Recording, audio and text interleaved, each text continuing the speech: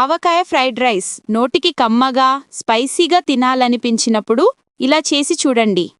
ముందుగా కుక్ చేసుకున్న రైస్లోకి ఆవకాయ పచ్చడిని వేసుకొని కలుపుకోవాలి.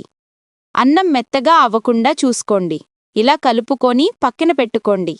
మీకు నచ్చిన వెజిటబుల్స్ని కట్ చేసుకొని పెట్టుకోండి. ప్యాన్లో ఆయిల్ వేసి ఉల్లిపాయలు, పచ్చిమిరపకాయలు వేసుకొని కలుపుకోవాలి.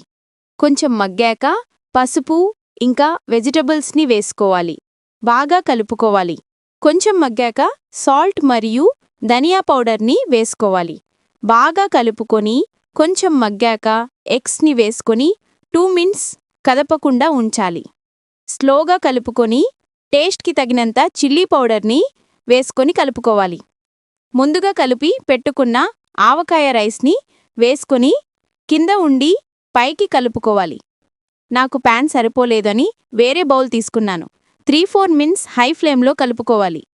మొత్తం కలిశాక 2 మినిట్స్ ఉంచి తీసేసుకోవడమే. మనం దీనిని టొమాటో సాస్ అండ్ రైతాతో సర్వ్ చేసుకోవచ్చు.